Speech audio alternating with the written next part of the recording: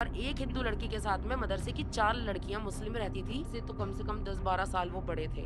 उनसे मेरा निकाह करवा दिया गया। मैं पुलिस के पास में पिछले 2 साल से भटक रही हूँ। तो 2 ढाई साल हो गए हैं, अभी तक सिर्फ जांच ही हो रही है। धर्मांतरण का एक ऐसा खेल जिसे सुनकर आपके होश उड़ जाएंगे।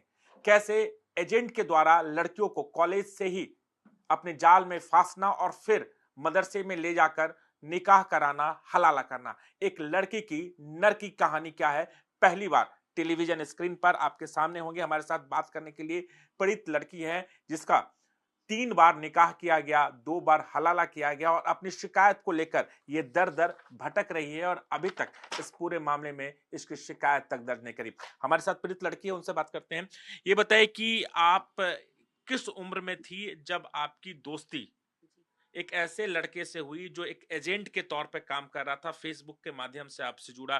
पूरी कहानी क्या हुआ और क्या हुआ आपके साथ वो बताएँ? जी मेरे साथ में जो जिससे मेरी दोस्ती हुई थी वो नवीन राणा था। उसका नाम नवीन था और नवीन मुझसे फेसबुक पे मिला। फेसबुक पे मिलने के बाद में कुछ टाइम तक हमारी अच्छी बातचीत चलती रही तो नवीन ने कहा मैं तुमसे प्यार करता हूँ, शादी करना चाहता हूँ और इसकी वजह से मतलब घर वाले मेरे एग्री नहीं हुए क्योंकि हम एक ब्राह्मण फैमिली से और नवीन जो है वो एक दूसरी कास्ट से था। तो नवीन ने एक दोस्त को भेजा, बोला अपना फ़ोन तुम अपने घर छोड़ देना और मेरा एक दोस्त आ रहा है रेलवे स्टेशन पे, उससे मिलके उसने मुझे वहाँ फ़ोन दिया और मुझे लेकर वो हज़रत निज़ामुद्दीन आया। निज़ामुद्दीन लाने के बाद में नवीन मुझको फुलत गाँव ले गया था। फुलत में मौलाना कलीम सिद्दीकी का मदरसा है, वहाँ पर ले गया था वो मुझे और वहाँ ले जाने के बाद में उन्होंने ये कहा कि मेरे पास में अभी घर नहीं है, कुछ टाइम तुम यहाँ रह लो।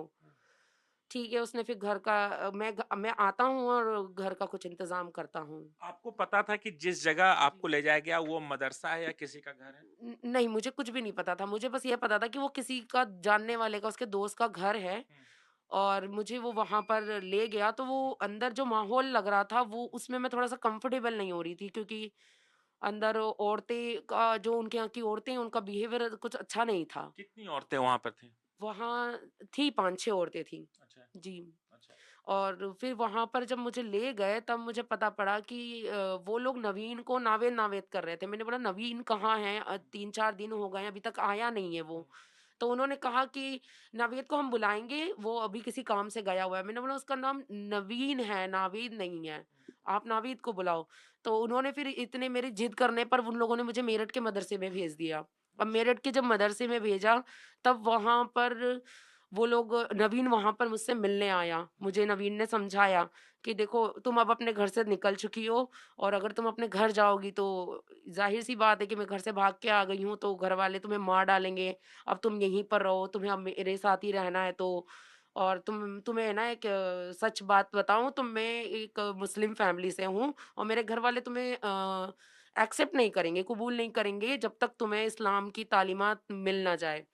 तुम यहाँ मदरसे में रहो और इस्लाम की तालीमात सीखो। मैंने बोला ये मुझे उर्दू, अरबी ये लैंग्वेज मुझे नहीं आती समझ में। तो उसने कहा कि नहीं तुम्हें सीखना पड़ेगा अगर तुम्हें मेरे साथ रहना है तो।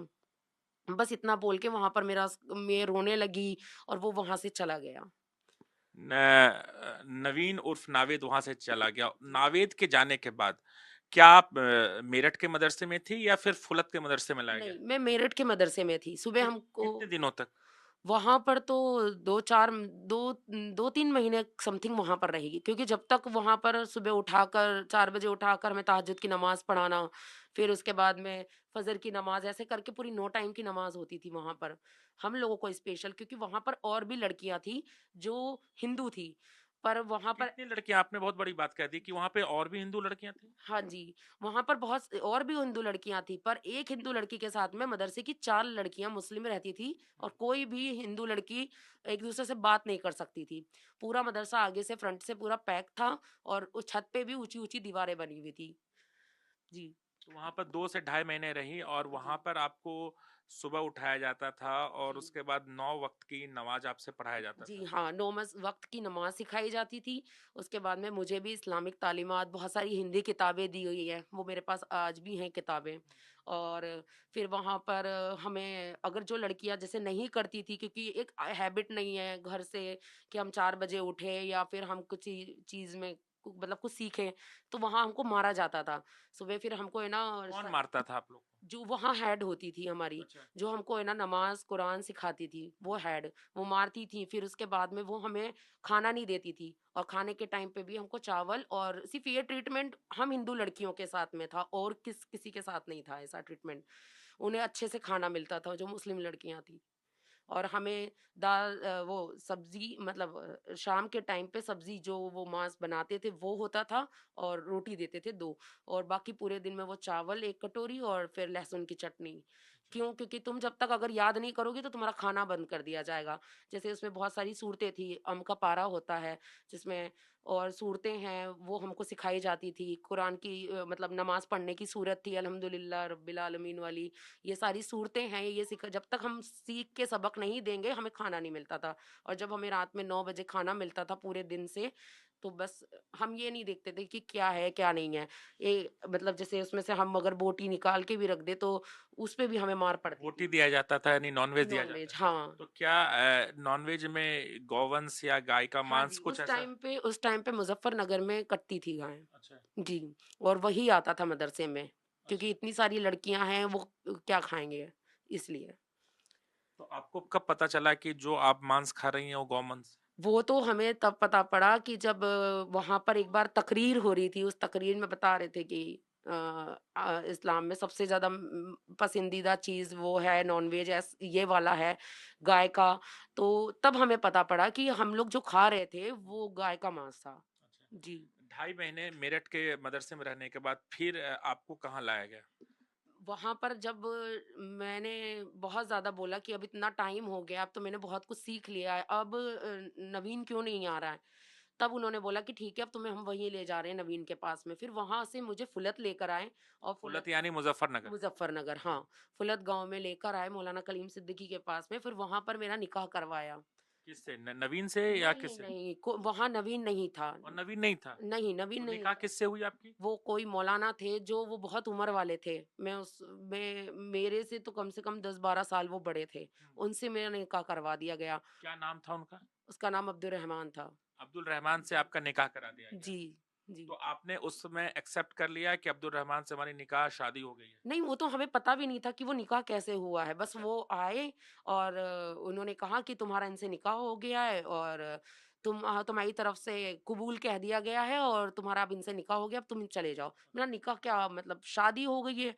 तब हमें जब हमको लेकर खतौली गाँव लेकर आया गया तब अब्दुल पता। रहमान। हाँ, अब्दुल यानी रहमान। पहली निकाह पहली शादी अब्दुल रहमान से आपकी हो गई। जी, जी। अच्छा, फिर क्या तब हुआ? फिर उसके बाद में अब्दुल रहमान के साथ में वो खतौली गाँव पर मुझे लेकर आए। अच्छा। खतौली में रखा गया। फिर वो जब घर से बाहर नमाज़ वग़ैरह के लिए जाता तो ये कहता कि इस पे थोड़ा-सा ध्यान रखना। हम्म। तो मेरे पे वो इतना फ़ोकस और ध्यान रखता था कि बाहर वो लॉक लगाकर नमाज़ पढ़ने जाता था। अच्छा। ताला लगा दिया करता था, जिससे कि मैं बाहर भाग ना सकूँ मौका देखकर। फिर ऐसे करते-करते उसके साथ थोड़ी-सी बदतमीज़ी, मेरी लड़ाई होने लग गई कि नहीं, मेरे को नहीं पता, मुझे नहीं रहना तुम्हारे साथ में ऐसा। तब उसने वहाँ जाकर मतलब मौलाना कलीम पे शिकायत करी कि इसको शौहर को कैसे रखते हैं, वो आता नहीं है, शौहर के हुकूक नहीं आते हैं, इसको मदरसे में क्या सिखाया, आप इसे वापस मदरसे भेज दो। तो मतलब मदरसे जाना यानी एक सज़ा थी हमारे लिए, हम्म। क्योंकि वहाँ पर वो जो सज़ा हमें मिलती थी, वो इतनी तकलीफ़ देती थी कि उठाकर हमें मदरसे भेज दिया जाता। फिर मदरसे भेजा गया, फिर वहाँ पर मैंने सोचा कि अब ठीक किस है। तरह की तकलीफ और यातनाएं मदरसे के अंदर आप लोग को दी जाती थी? मदरसे में खाना नहीं देना, पानी तक का हिसाब रखना कि घड़ा रख दिया, उसमें पानी इतना ही मिलेगा, आपको इसको इतना ही यूज़ करना है। यही चीज़ें वहाँ पर थी। खाना नहीं मिलना, फिर उसके बाद में सारा उन लोगों का जो ज़िम्मेदार होते हैं, उन सबका काम करना। हम लोग सारा उनका काम करती थी मैं। जैसे कि आपका जो पहला निकाह हुआ, आप खतौली गईं, खतौली में कितने दिनों तक साथ रही? उसके बाद फिर आपको मदरसा भेजा गया? कम से कम 15-20 दिन रही मैं। क्यों? क्योंकि खतौली में? हाँ, उससे मेरे झगड़े लड़ाई शुरू हो गए थे। जी। उसके बाद में वापस मदरसे भेजा गया। हम्म। फिर मदरसे में वो शौहर को कैसे रखते हैं, ये बताया गया कि नहीं उसके साथ ऐसे बदतमीज़ी मत करना। शौहर खुश है तो अल्लाह खुश है। ये सारी चीज़ें वहाँ पर वो बताना शुरू हो गई थी हम लोगों को। अच्छा। जी। फिर उसके बाद फिर आप उसी के साथ दोबारा आ गई? हाँ, वो वापस हमें मुझे मतलब मदरसे से मौलाना की गाड़ी में वापस मुझे लाया गया। तो मैंने सोचा कि अब इसके साथ थोड़ा-सा अच्छा बिहेवियर करूँ जिसमें कि मुझे मौका मिल जाए और मैं यहाँ से बस निकल जाऊँगी, कैसे भी करके भाग जाऊँ मैं यहाँ से। बट वहाँ पर मैं इसके साथ अच्छा बिहेवियर करती भी थी, और मैं एक बार छत पे जाकर भागने की कोशिश में उसने मुझे पकड़ लिया, और फिर मुझे वापस उसने जयपुर भेजा। जयपुर क्यों भेज दिया? जयपुर भेज दिया गया था, वहीं से हज़रत की तरफ से ही जयपुर भेज दिया गया था। जयपुर में एक मदरसा था वहाँ पर, अच्छा। कि ये भाग रही है और ऐसा, इसको अब इसके साथ मैं नहीं रहूँगा। वहाँ भेजकर उसने मुझे तलाक दे दिया, तो फ़ोर्स में। जयपुर यहाँ से खतौली से आपको जयपुर ले जाया गया, जयपुर में किसी मदरसे में आपको रखा गया और जी। वहाँ से आपको तलाक दे दिया जी, गया। हाँ, तलाक दे दिया गया था वहाँ पर। जयपुर में तलाक देने के बाद क्या स्थिति, कितने दिनों तक जयपुर में रही और फिर जयपुर में आपके 3 साथ क्या हुआ? 3 महीने 10 दिन वहाँ पर रही, फिर उसके बाद में इद्दत का पीरियड होता है, जब आदमी तलाक दे देता है, 3 महीने 10 दिन की इद्दत होती है, वो इद्दत में मैं फिर वहाँ पर रही। फिर उसके बाद में वहाँ पर उसने फ़ोन पे बात करी, मौलाना कलीम सिद्दीकी ने बात करी और बोला कि कोई नहीं, वो तुम्हें रखना चाहता है दोबारा, पर अब तुम्हारा सिचुएशन ये है कि तुम्हें अगर उसके साथ रहना है तो तुम्हें हलाला करना पड़ेगा। अच्छा। हलाला मैंने पूछा कि ये क्या होता है? तो उन्होंने कहा कि दूसरे से निकाह करके तुम उसके साथ दोबारा रह सकती हो। बट उन्होंने ये नहीं बताया कि इसमें कुछ और भी होगा, फिज़िकल भी होगा, ये नहीं बात बताई। उन्होंने सिर्फ़ ये कहा दूसरे से निकाह करेगा, वो तुमको तलाक देगा और फिर तुम इसके साथ रह सकोगे। मतलब वो सिचुएशन ऐसी थी कि मैं उसमें उलझती ही जा रही थी, उलझती ही जा रही थी। मैं निकलना चाहूँ तो मैं कैसे निकलूँ? क्योंकि मेरे पास में कोई कॉन्टैक्ट नहीं, किसी का कोई नंबर नहीं। तो बस फिर वहाँ पर उन्होंने किसी मौलाना से मेरी शादी करवाई, शादी करवाने के बाद में फिर यहाँ पर आए। जयपुर में ही किसी मौलाना से जी, दोबारा आपकी शादी शादी करवाई और करवाई। फिर उन्होंने तलाक दिया। उसका फिर नाम क्या था जिससे आपकी दोबारा नहीं, डेथ हो गई? उनका नाम वग़ैरह कुछ भी नहीं, सब उनको है ना बस हज़रत ही कहते थे, अच्छा। उनको भी हज़रत ही कहते थे। हज़रत मतलब इनके इसमें कोई बड़े पीर वग़ैरह होते तो उनको हज़रत ही बोला जाता है। तो हजरत से आपका दोबारा फिर से जी, निकाह हुआ। जी। फिर हजरत ने कितने दिनों तक रखा वो? वो उन्होंने 4-5 दिन तक उसी 4-5 दिन तक मदरसे में। रखा। उसी जी, मदरसे में 4-5 दिन जी, रखे। और जी, 4-5 दिन तक आपके साथ गलत होता रहा, आपके जी, पास अत्याचार होता रहा जी। और कहीं न कहीं फिजिकल रिलेशन वगैरह सारे बनाए जी गए। हाँ, बिल्कुल। फिर वो क्या हुआ उसके बाद जब वहाँ पर रही आपके साथ हलाला हो चुका था आपके तब तक? जी। उसके बाद? उसके बाद तो उसने जब फिर हज़रत ने दूसरी जगह मौलाना कलीम सिद्दीकी ने फिर दूसरा जगह मेरा निकाह करवाया, कहाँ पे? मुदस्सिर पठान से। मुदस्सिर पठान। ये जी। मुदस्सिर पठान ये कहाँ मिला आपको? ये मुझे नहीं मिला था, ये हज़रत के वहीं पर ही मिला था। अच्छा। हज़रत ने ही मेरे लिए ढूँढ दिया था कि आपको अब इस इनसे आपका निकाह हो जाएगा, ये ज़िम्मेदारी आपकी सँभालेंगे। क्योंकि वहाँ ज़्यादा दिन बैठाकर किसी भी लड़की को नहीं रखा जाता। फिर वो कहीं न कहीं इन्हीं की पूरी गैंग के अंदर चेंज होती जाती हैं। मैं मुदस्सिर चेंज पठान के साथ आपका जो निकाह है वो कहाँ पे हुआ? वो वहीं पर ही हुआ था, फुलत में ही। फुलत यानी वहाँ मतलब उमर जयपुर से अब आप फिर से एक बार हाँ, फिर यहाँ आ गई। मुजफ्फरनगर फुलत आ जी, गई। फुलत आ गई थी मैं। फुलत में मुदस्सिर रहमान पठान से आपका निकाह हो गया। जी, मुदस्सिर से, हाँ। उसके साथ कितने दिनों तक रही? और उसके साथ में मैं 2-3 साल रही हूँ, 3 जहाँ साल? हाँ जी, अच्छा, उस जी, ये जो आपका नाम बदला गया है, ये इसमें आपका नाम हाँ। सारा नाम लिखा हुआ है। हाँ जी, इसमें ये नाम चेंज करवा दिया था क्योंकि कहीं पर भी वो लोग सफ़र में या कहीं ले जाते थे या किसी होटल में हमको रास्ते में रुकना होता था, तो मेरी आइडेंटिटी हिंदू नाम से थी, इसकी वजह अच्छा, से। तो आपका नाम आ गया सारा खान, मुदस्सिर खान पठान। जी, अच्छा, जी। ये निकाह के बाद ये आपका नाम दिया गया। हाँ, ये नाम दिया गया और इसी से इन लोगों ने सब लोगों ने डॉक्यूमेंट्स बनाए थे। मेरे आधार कार्ड बनाया, मेरा पैन कार्ड बनवाया और मेरा अ, यही आधार कार्ड, पैन कार्ड, हाँ, यही चीज़ थी, ये लेकिन आपका डॉक्यूमेंट जो बैंक में भी पहले का दिए थे। आधार कार्ड है, जब आप इंदौर में थी, जब आपने 10th किया, 12th किया, जी, बीबीए के लिए आपने जी। एडमिशन कराया, वहाँ पर जो आधार कार्ड है, उस आधार कार्ड में आपका नाम कुछ और है। जी हाँ, वही है, बस इसमें उसमें आपका नाम शर्मा, आप कोई ब्राह्मण लड़की के नाम से आपका नाम है, जी, चूँकि जी, नाम नहीं बताना चाहूँगा मैं। जी, उस नाम से था, उसके बाद सारा जी। मुदस्सिर पठान आप बन गई। जी हाँ, ये तो नाम चेंज करा गया। मुदस्सिर पठान के साथ कितने दिनों तक रही आप? 3 साल 3 साल। हाँ, फिर तो उसके मदरसे में रही या मदरसे के नहीं, आस-पास? मदरसे से बाहर रही। मदरसे से बाहर। मदरसे से बाहर ही रखा गया और उसके पास से उसकी डेथ हो गई। मुदस्सिर पठान की डेथ हो गई। हाँ जी, कंपनी में उसे करंट लग गया था तो उसकी डेथ हो गई। अच्छा। जी, ये कब की बात है? ये 2019 में डेथ हुई थी। 2019 में आप मुदस्सिर पठान जब बन गई, उसकी डेथ हो गई। जी। उसके बाद क्या सिचुएशन आया आपके हाँ, साथ? उसके बाद में फिर लॉकडाउन का टाइम आया तो मुझे गंगो लेकर आए गए। गंगो में मुदस्सिर का ही दोस्त है ये खालिद हुसैन, हुँ।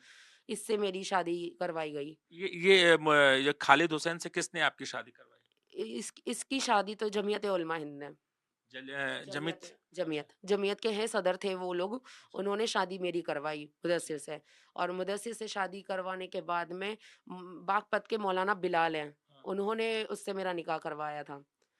नहीं, नहीं, जी। मेरा ये सवाल था कि जब मुदस्सिर पठान की डेथ हो गई, डेथ होने के बाद क्या फिर से किसने, कलीम सिद्दीकी ने संपर्क किया, आपको फुलत लाया गया, या फिर वहीं पर मौलाना ने आपकी शादी नहीं, कर नहीं, ये तो क्योंकि खालिद जो था वो मुदस्सिर का दोस्त था, हाँ। तो खालिद जमीयत उलमा हिंद से मिला था, तो जमीयत के साथ में अब यहाँ पर जमीयत आ जाती है, जमीयत के कॉन्टेक्ट से वो लोग यहाँ पर लेकर आए। अच्छा। जी।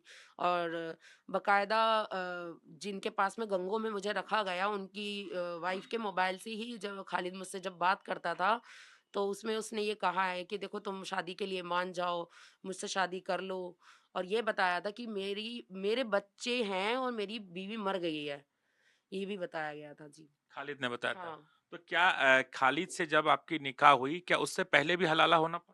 नहीं, नहीं, उससे पहले हलाला नहीं। अब यहाँ पर खालिद ने मुझे कुछ टाइम 2 साल तक रखा, फिर खालिद ने मुझे ये तलाक, आपको मैंने जो दिखाया वो तलाक दिया।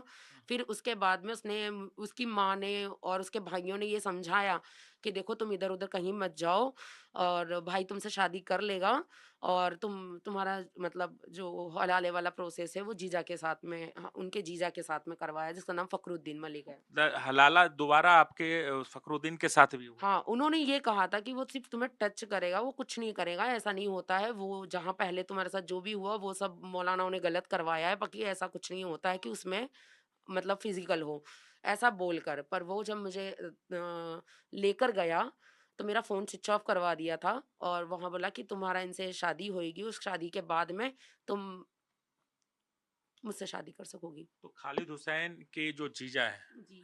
नाम आपने बताया, क्या नाम बताया? फ़खरुद्दीन मलिक। फखरुद्दीन मलिक। फखरुद्दीन मलिक के साथ आपका हलाला हुआ? जी हाँ, हलाला हुआ, और मुझे मतलब उसकी माँ भी वहाँ पर मौजूद थी, खालिद की माँ, उसके भाई, सब लोग वहाँ मौजूद तो थे। खालिद के परिवार ने ही हाँ। फखरुद्दीन के साथ आपका हलाला जी, करवाया? हाँ, उन्होंने उसके साथ करवाया। फिर उसके बाद में जब मैं खाना खाने के बाद मेरी तबीयत सी खराब होने लगी, तो उन्होंने कहा तुम अंदर जाके आराम कर लो।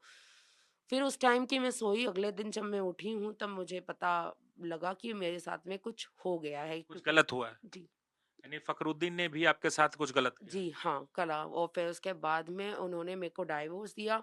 फिर चांदनी चौक के शाही इमाम हैं, हाँ। उनका नाम है मौलाना फुरकान, हाँ। जो गुरुद्वारे के पास में चांदनी है, वहाँ पर उन्होंने इससे मेरा दोबारा निकाह करवाया फिर खालिद खालिद से से। दोबारा निकाह हुआ? हाँ जी, खालिद से दोबारा निकाह करवाया। अच्छा। और फिर उसके बाद में उन्होंने, जब मैंने उनसे बोला कि मुझे हज़रत मतलब आप मौलाना वो मेरे को निकाहनामा दे दें, तो उन्होंने निकाहनामा नहीं दिया। अच्छा। जी, और उन्होंने कह दिया कि मेरे पास रिकॉर्डिंग भी है कि पहले तुम मेरे पैसे कौन देगा, और तुम जाके पहले पैसे दो, फिर मैं तुम्हें निकाहनामा दूँगा। तो मैंने कहा मैं पैसे दे दूँगी, तो बोले कोई बात नहीं, हम कोर्ट में देख लेंगे फिर तुम्हें, हम्म। बस। तो क्या आपको लगता है इस दौरान लगातार आप यातना सहती रही, कभी आपको ऐसा नहीं लगा कि यहाँ से निकलूं, भागूं, पुलिस के पास जाऊं? बिल्कुल लगा, बिल्कुल। मैं पुलिस के पास में पिछले 2 साल से भटक रही हूँ, 2 साल से जा रही हूँ, जाँच के नाम पे मुझे बुलाते हैं, और बस उसके बाद में मैं यहाँ के डीएलएफ अंकुर विहार के एसएचओ के पास में गई। उन्होंने कंप्लेंट लिखने की जगह, जहाँ मैं अपना बता रही हूँ कि मेरे साथ में धर्म परिवर्तन का जमीयत मुझसे सर्टिफ़िकेट माँग रही है, और ये सब चीज़ें मैं बाय प्रूफ़ कह रही हूँ, क्योंकि मैं झूठ नहीं कहूँगी। उन्होंने मुझे ये कहा कि अच्छा वकील करो और तुम धर्म परिवर्तन का सर्टिफिकेट लाओ, तो मैंने कहा खालिद मेरे साथ रहेगा? तो उन्होंने कहा नहीं, उसका तो तुमसे जी भर गया है। मैंने एसएचओ साहब को ये सारी बातें बताई। उन्होंने वहाँ पर मेरा ये केस लिखने की जगह उन्होंने हस्बैंड वाइफ की मारपीट का एफआईआर लिख दिया, जबकि वो चीज़ मैं करवानी नहीं चाहती थी। फिर उन्होंने मुझे समझाया कि देखो 3 दिन का तुम्हें टाइम दे रहे हैं, तुम दोनों अलग हो जाओ, ऐसा-वैसा। तो मैं वहाँ पर गुहार अपने तलाक की या अपनी शादी को बचाने के लिए नहीं गई थी।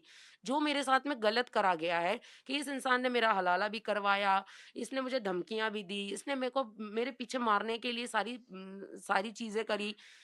तो मैं उसकी कंप्लेंट लिखाने गई थी, ना कि ये कि नहीं मेरे को इसके साथ रहना है या कुछ ऐसा। तो सर ने वहाँ पर ये वाली कंप्लेंट लिख दी, और उसके बाद से अब तक मैं भटक रही हूँ। वो तो अब मुझे इसलिए मैं अब निकली हूँ क्योंकि मुझे मेरी दोस्त भैया जो है वो उनका एक सपोर्ट मिला, जो संगठन वाले हैं उन लोगों ने मेरी मदद करी, तब जाके मुझे इतनी हिम्मत मिली है। और अभी भी हम सब मिलके कोशिश कर रहे हैं कि मुकदमा हो जाए। पर हम कमिश्नर साहब गाजियाबाद में कमिश्नर साहब के पास में गए, उन्होंने भी यही जांच का आदेश दे दिया। तो 2 ढाई साल हो गए हैं, अभी तक सिर्फ जांच ही हो रही है। असल में मेरे जैसी लड़कियाँ जो फँस जाती हैं, वो निकलना चाहती हैं, पर वो नहीं निकल पाती हैं। क्यों? क्योंकि पुलिस के पास में जाती हैं, तो सिर्फ़ बस यही बोला जाता है कि जाँच करी जा रही है, जाँच करी जा रही है, फिर क्या करती है? मजबूरन या तो वो मर जाएँगी या फिर मजबूरन उनको ही अपने आप को सरेंडर इन्हीं लोगों के पास कर देंगी कि ठीक है, यही सब चीज़ें होती जाएँगी, क्या हलाला-तलाला। लगता है कि आपको बेचा भी गया जिस तरीके से आपने नवीन राणा की ज़िक्र किया, जी, वो बाद में नावेद निकलिया, जी, नावेद आपको उस मदरसे तक पहुँचाया, उसके बाद वो लाका गायब हो गया, जी, बिल्कुल। लापता हो गया। जी। तो क्या लगता है कि पैसों के लिए अलग जगह आपको बेचा गया, वहाँ पर जाके आपकी निकाह कराई गई, उसके बाद आपको हलाला कराया गया? जी, बिल्कुल। ये सिचुएशन बेचने वाली बिल्कुल मैंने अपने कानों से सुनी है कि अब्दुल रहमान ने बात कर रहा था मौलाना कलीम सिद्दीकी से, तो उन्होंने उसको 2 लाख रुपए दिए थे या उन्होंने दिए, तो मेरे को यहाँ पर ऐसा कुछ लगने लग गया था कि ये सब चीज़ें हैं ना पैसों के लिए होती है। फिर लास्ट टाइम तक भी मैं ये चीज़ों को नहीं समझ पा रही थी कि ये क्या हो रहा है। जब खालिद हुसैन ने मुझे नोटिस भेजा कि मैं 5 साल से इसके साथ में हूँ, 4 साल से 3-4 साल से, तो फिर मैं हिंदू हूँ, तो फिर इसने मुझे रखा क्यों? इसने नोटिस मुझे हिंदू का भेजा कि हिंदू-मुस्लिम की शादी नहीं होती है, तो फिर मुझे रखा क्यों? अगर मैं हिंदू थी, तो फिर मेरा हलाला क्यों हुआ? तो ये सारी चीज़ों ने मुझे सोचने को मजबूर कर दिया कि वाक़ई में मेरे साथ में कुछ गलत हुआ है। ये सारी चीज़ें कुछ गलत हो रही हैं मेरे साथ में। जी। अच्छा ये जो आपके साथ गलत हुआ नावीद से लेकर खालिद हुसैन तक, इसमें कलीम सिद्दीकी का क्या रोल था और वहाँ पर आप जैसी कितनी और लड़कियाँ थी जो इस तरीके से यातनाओं से गुजर रही थी? कैसे उनको वहाँ तक लाया जाता था? आपकी बातचीत भी होती थी, किस तरह से रखा जाता था और किस तरीके से ब्रेन वॉश किया जाता था? ब्रेन वॉश तो ऐसा होता था कि किताबें दी जाती थी, इसमें किताब थी आपकी अमानत आपकी सेवा में, फिर अरमुगान छपती थी जिसमें है ना अरमुगान में हमको ये मतलब इबरत को क्या बोलेंगे, क्योंकि एक्चुअल में मेरे को भी बहुत सारे उर्दू ही वर्ड आते हैं कि जिससे हमको इबरत मिले कि नहीं देखो इन लोगों ने तुम्हें मतलब इस्लाम को किस तरह से अपनाया है, इन्होंने बुत परस्ती छोड़ी है यानी मतलब भगवानों को मानना छोड़ा है, ये मिट्टी के हैं, ये तो अपने ऊपर से एक मक्खी नहीं उड़ा सकते हैं, ये तुम्हारी क्या सुनेंगे? तो ये सारी चीज़ें वहाँ पर हमको सिखाई जाती थी। और अगर जो लड़कियाँ नहीं मानती थी इस चीज़ को, तो वो ये कहते थे कि मैंने जिस इंसान से प्यार किया है, वो ये धर्म और ये जात देखकर तो नहीं, ना इस चीज़ का कोई मैटर था। पर उन लोगों को अ, इस्लाम को स्टडी सिखाने के लिए हयातुस सहाबा है, आखिरी नबी है और ये बहुत सारी ऐसी किताबें हैं जो मेरे पास अभी भी रखी हुई हैं। आपका ये निकाहनामा मेरे पास है और ये निकाहनामा खालिद के साथ आपकी जो निकाह हुई दिल्ली के अंदर, ये वो निकाहनामा आप भी ये देखिए। लेकिन इससे पहले 2 निकाह आपका पहले भी हो चुके, क्या जी। उसकी नहीं, कागज़ात, उसका निकाहनामा नहीं मिला? नहीं, वो जलसे में जो हज़रत निकाह करवाते थे, वो जलसे में करवाते थे। उनके जब जलसा होता था, तो उसमें निकाह मौलाना पढ़ के करवा लेते थे और बस। कोई निकाहनामा कोई नहीं है अभी निकाह तक। कोई प्रूफ़ नहीं बनता था। यहाँ तक कि मैं जो आई थी, मेरे स्टडी के डॉक्यूमेंट्स जो मेरे सारे आकांक्षा मतलब हुँ, हिंदू नाम से हैं, हुँ। वो सारे उन लोगों ने ले लिए और चेंज करे हुए मुझे दे दिए। मतलब सारे पेपर आपको ले लिए आपसे, जी, डॉक्यूमेंट्स में थे। क्या जी। उस समय आप बातचीत करने के लिए क्या मोबाइल होता था आपके पास, मोबाइल रखते नहीं, थे? नहीं हमको मोबाइल नहीं देते थे। वहाँ पर मदरसे में लड़कियों किसी भी लड़कियों को मोबाइल अलाउड नहीं था, कि जिसमें कि वो कहीं कॉन्टैक्ट कर ले या कुछ हो जाए, इसलिए कभी मोबाइल नहीं दिया गया हमें। खालिद भी मुझसे जो बात करता था, वो भी जिनके वहाँ पर मैं रही थी, उनके मोबाइल से करता था। जिस दौरान आप खालिद के साथ रहीं, मुदस्सिर पठान के साथ रहीं, इससे पहले जी, जिनके साथ रहीं, क्या अब्दुल रहमान। अब्दुल रहमान के साथ रहीं, क्या उस दौरान उन लोग संपर्क आपसे कैसे करते थे? नहीं, वो तो मिलते थे डायरेक्ट आके मतलब घर में भी कोई मोबाइल-वोबाइल नहीं होता था? नहीं, नहीं, नहीं, वो तो कभी इस मिलने बीच में आते थे। आपके परिवार से संपर्क होने की कोशिश नहीं हुई, जो आपके माता-पिता जो इंदौर में रहते हैं?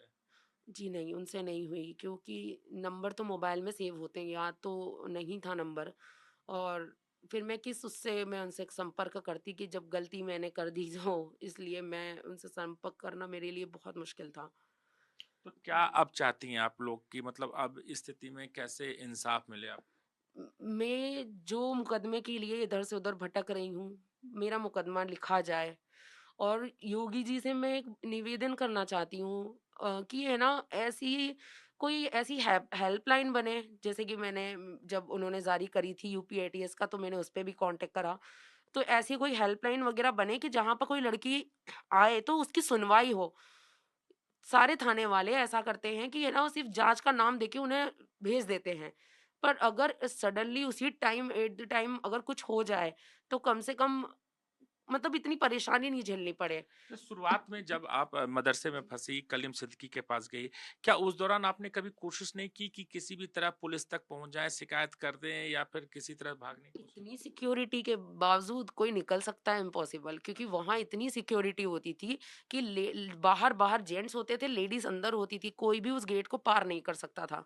अच्छा। मदरसे में इतनी सिक्योरिटी थी कि आगे से कोई बाहर झाँक नहीं सकता था क्योंकि वो पूरी दीवारें पैक होती हैं। ये मदरसे आगे से पूरे पूरे पैक होते हैं, सिर्फ़ एक जाने का छोटा रास्ता होता है और छत की दीवारें भी इतनी ऊँची होती हैं कि कोई देख भी नहीं सकता। सिवाय आसमान के हमें हमने वहाँ कभी कुछ नहीं देखा।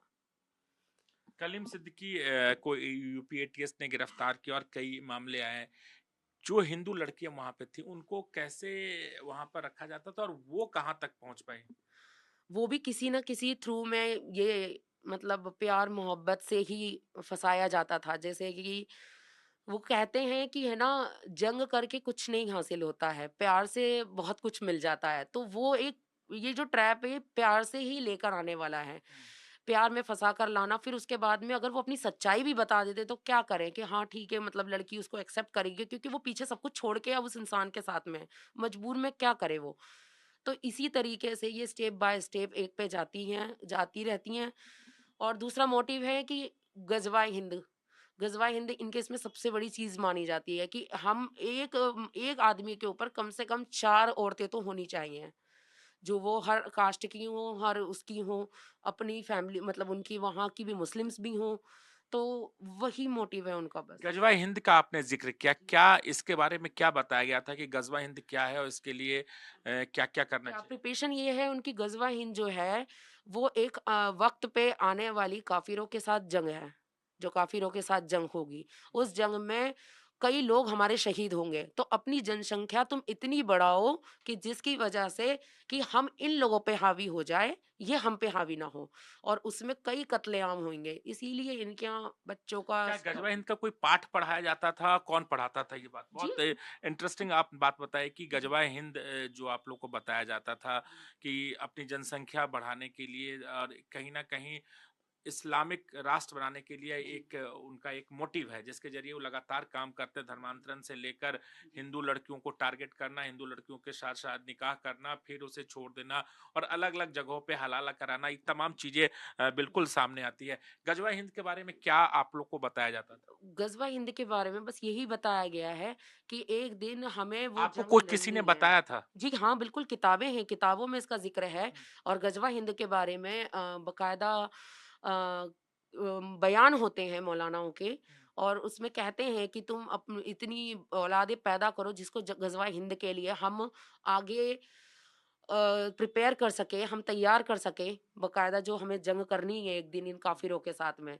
पर जो लड़कियाँ आती हैं, उनको वो काफ़िर ही मानते हैं, जिसमें मैंने थाने में जाके बस ये बात कह दी थी कि सर ऐसा-ऐसा मेरे साथ में करा गया, तो उसमें मैंने आपको जैसे रिकॉर्डिंग सुनाई, इसमें कहा जा रहा है कि तू मुर्तद इस्लाम है, तू काफ़िर है, तू मुनाफ़िक है, अगर तू अपना हक मुसलमान बन के माँगती, तो अगर मैं थाने कोर्ट में चली गई हूँ अपने हक के लिए, तो तू इस्लाम से फिर गई है, यानी तू काफ़िर है। तो पहले तो यही तो कोशिश करी जाती कि उन लड़कियों को मुसलमान बनाकर, उनसे औलाद जो पैदा होगी, उनको आलिम हाफ़िज़ बनाकर, फिर उसके बाद में उन्हें ग़ज़वा हिंद के लिए आगे जनसंख्या बढ़ाई जा सके। इस बीच नावेद के बाद ये आपने कुछ नहीं बताया कि नावेद ने जब आपको मदरसा छोड़ा और एक बार मेरठ में मुलाकात हुई। उसके बाद नावेद उर्फ नवीन जी, जी। कभी आपसे संपर्क किया, कभी कभी आपसे नहीं। मिलने की कोशिश किया? ना उसकी वो फ़ेसबुक आईडी मिली, ना उसका कोई कॉन्टैक्ट नंबर मिला, वो कहाँ गायब हुआ वो नहीं पता मुझे भी। जबकि ना नवीन जो था, वो जिम में ट्रेनर था और देहरादून का था वो।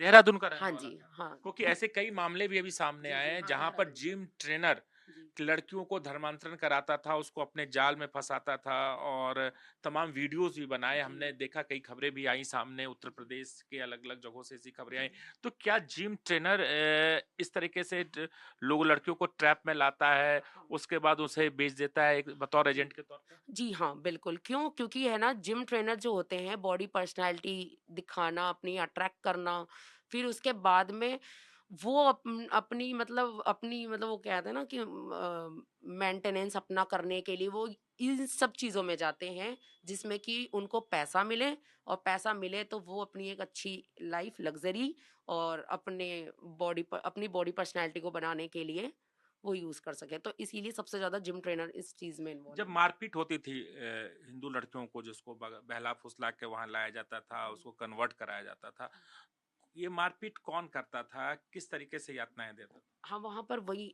जो मदरसे में जो ज़िम्मेदार होती थी लेडीज़, वही करती थी। सुबह आप नहीं उठोगे 4 बजे तहज्जुद के टाइम, तो आपको मारना शुरू कर देते थे। एक छड़ी होती थी, उस छड़ी से पैरों पे मारते थे सोते हुए में। उससे फिर मार के वो उठाती थी, अगर नहीं उठते थे तो फिर है ना बहुत ज़्यादा बाल वग़ैरह खींच के मारना, फिर बोलना कि तुम यहाँ पर फ्री का हराम का खाने नहीं आई हो और तुम्हें सीखना है या नहीं सीखना है, अगर तुम्हें क्लास नहीं तुम पूरी करोगी तो तुम्हें खाना नहीं मिलेगा। और सज़ा के तौर पे बाथरूम साफ करवाए जाएँगे, कपड़े उनके धुलवाए जाते हैं घर के, खाना बनवाया जाता था, ये सब चीज़ें होती थी वहाँ। तो आप सुन सकते हैं एक लड़की की दास्तां, एक ब्राह्मण लड़की की दास्तां, जिसे ना केवल ट्रैप में फंसाया गया फेसबुक के जरिए, उसके बाद उसे बेचा गया, उसका मदरसा पहुंचाया गया, मदरसे में निकाह से लेकर हलाला तक कराया गया और किस तरीके से यातनाएं दी जाती थी। गजवाए हिंद का जिक्र किया गया, जहां पर लड़कियों को बताया जाता था कैसे गजवा हिंद के तहत मुस्लिम आबादी बढ़ाना है और खास तौर पर हिंदू लड़कियों से निकाह करने के बाद उसको अलग-अलग जगह पे भेजा जाता था, हलाला कराया जाता था। तो सुन सकते हैं कि किस तरीके से ये लड़की अपनी इंसाफ की लड़ाई लड़ रही है और जगह-जगह पर शिकायतें दी हैं, लेकिन अभी तक इसकी शिकायत पर कोई ज़्यादा कार्रवाई नहीं हुई है।